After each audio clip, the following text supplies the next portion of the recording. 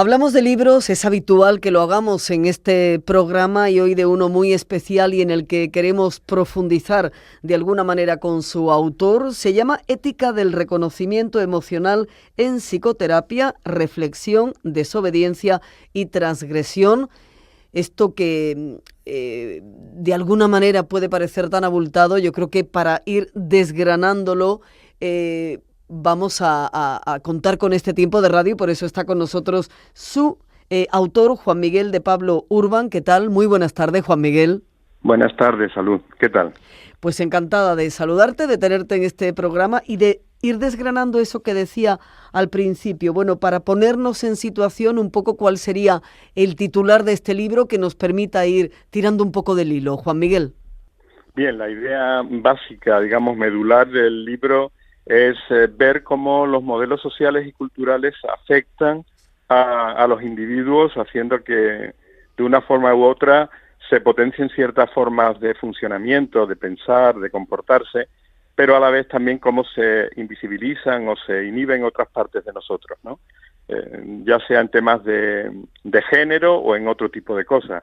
Y de qué forma esto afecta en el proceso personal, digamos, de emancipación que todos más o menos necesitamos, para no estar, digamos, como adheridos a lo que la sociedad nos impone, que no siempre es lo más sano. De alguna manera a la psicoterapia se le añade o se le incorpora una mirada social, una mirada de filosofía social y también de alguna manera, y lo dice el título, esa ética del reconocimiento. Sí, porque lo más importante normalmente, hay algunas frases de algunos autores interesantes en este sentido, es que básicamente nuestros síntomas, nuestras angustias, nuestras tristezas suelen tener que ver siempre con una injusticia relacional, con un no haber sido mirados adecuadamente, no sentirnos reconocidos ni validados en lo que sentimos. De forma que empujamos un poco, es decir, no solo desde la familia, sino también desde lo social. Y entonces la idea es que la psicoterapia sea un espacio seguro, donde uno pueda realmente expresar lo que siente y ser reconocido en esas emociones.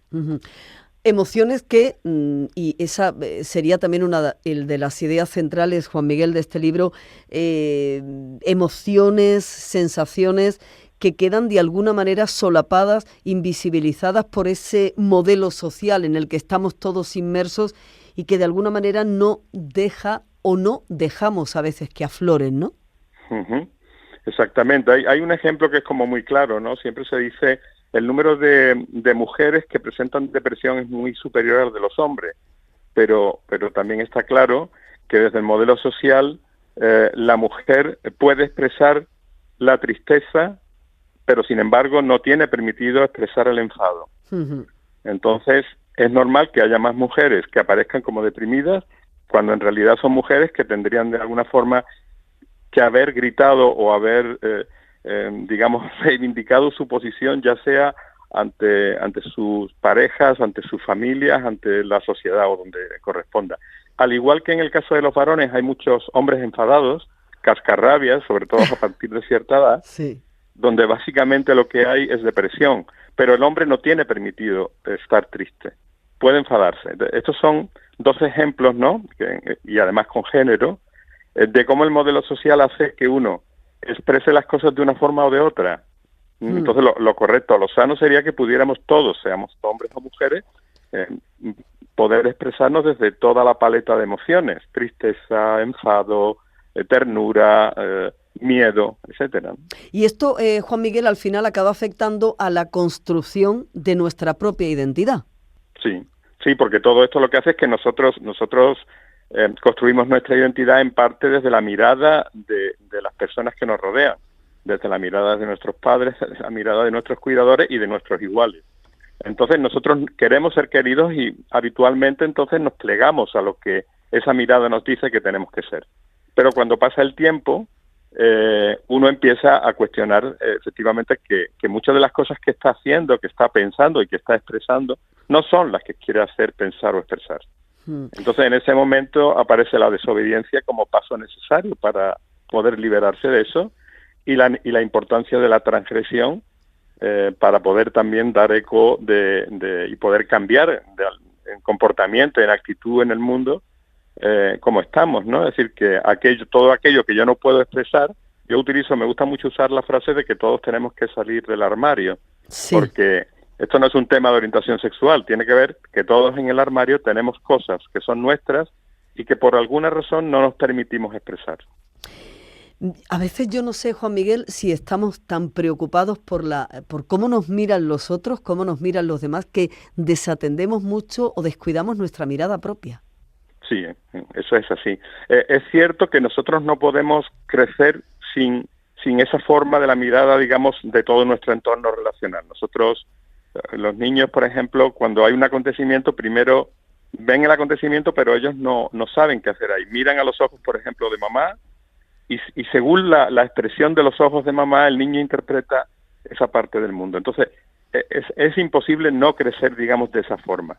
Pero lo que puede ser, digamos, como inadecuado o triste es que pasa el tiempo, crecemos y seguimos de alguna forma funcionando así. Entonces, a partir de cierto momento, por madurez, deberíamos poder, digamos, rebelarnos ante esta imposición y decir, no, si esto no va conmigo, yo quiero hacer otra cosa. Uh-huh. Por eso me ha gustado mucho lo que has dicho de la desobediencia y la transgresión, porque esto no deja de ser saludable con uno mismo, es decir, tener esa capacidad de desobedecer y de decir no, o basta, o ya, hasta aquí hemos llegado, ¿no? Por entendernos. Sí. No hay salud, de hecho yo insisto en mi formación para terapeuta, yo digo que una terapia donde una persona no tome el no en su propia voz y no desobedezca, no tiene efecto. Es decir, el proceso, digamos, de crecimiento y de salud siempre pasa por una desobediencia. Uh-huh. Adán y Eva crecieron y salieron al mundo gracias a una desobediencia. O Prometeo dio el fuego a los hombres por una desobediencia. No hay avance, no hay desarrollo sin desobediencia. Por lo tanto, es muy importante tomar la propia voz y hacer este movimiento. Y eso va ligado a la transgresión, porque cuando tú desobedeces y cuando intentas transgredir, todo tu entorno te dice no te muevas, no hagas eso. Te lo dice tu familia, te lo puede decir tu medio social, tus iguales, y cuando tienes que romper, tienes que romper. Y entonces eso a veces es complicado, a veces ahí la terapia consiste en poder ayudarte a mantenerte en un exilio, porque cuando tomamos decisiones personales suele haber un exilio de las relaciones cercanas. Un exilio que no sé hasta qué punto, un exilio que entiendo que es muy liberador, Juan Miguel, pero claro, a veces nos cuesta darnos cuenta de que las consecuencias que tiene ese exilio son mucho mejores que lo anterior, ¿no? Sí, es cierto que eso pesa, entonces de una parte ganas en libertad porque no tienes que atarte a ciertas cosas, pero pierdes porque el confort, el sentirte que estás dentro de un nido o de unas relaciones donde la gente, digamos, te aprecia, te quiere, eso a veces, nada más que pensar que vamos a perder eso, entramos en pánico y no hacemos ningún movimiento de transgresión.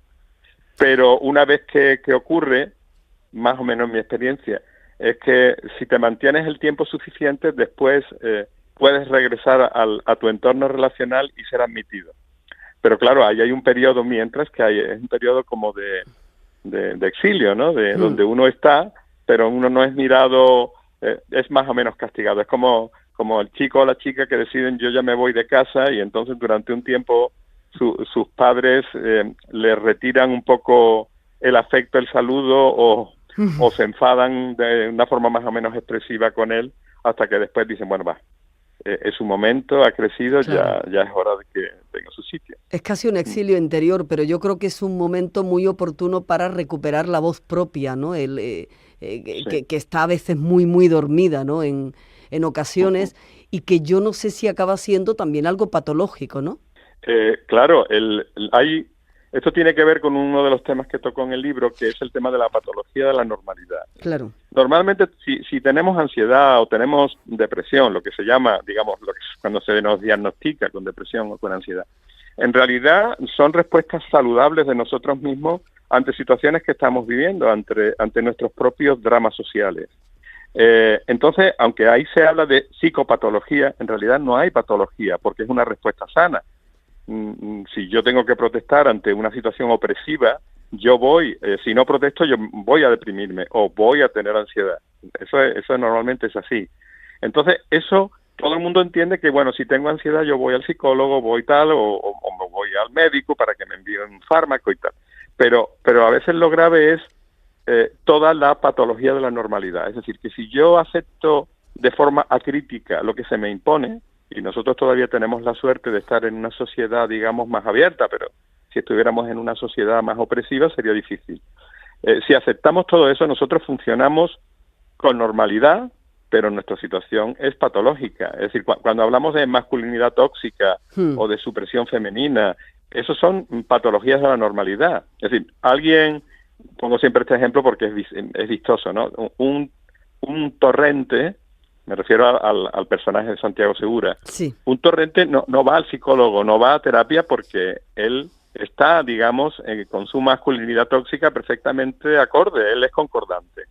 Pero en realidad es mucho más enfermizo manifestarse de esa forma que tener ansiedad o que tener depresión ante la circunstancia que estamos viviendo. Me imagino que además esto al final dará lugar a muchos conflictos, ¿no? Juan Miguel, tú habrás atendido muchos, imagino. Normalmente toda persona que va a terapia viene con conflictos básicamente relacionales y con lealtades a veces absolutas, donde yo quiero seguir cuidando de alguna forma, por ejemplo, al deseo o a las expectativas de nuestros mayores. Y eso no nos afecta mucho, no nos genera síntomas si son acordes a los nuestros, pero si yo lo que quiero por mí es hacer otras cosas, es salir de casa, es hacer una pareja como yo quiera que sea esa pareja, y hay un conflicto, entonces aparecen problemas.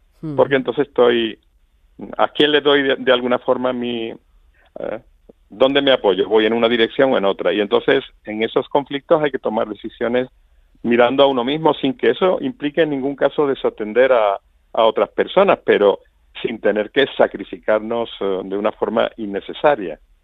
Pues Juan Miguel, yo creo que este tema da para muchísimo. Yo creo que sobre todo recomendar el libro para las personas que estén interesadas en este tema, que pueden saber más. Este viernes presentas el libro a las 7 de la tarde en la Asociación de la Prensa, ¿no, Juan Miguel?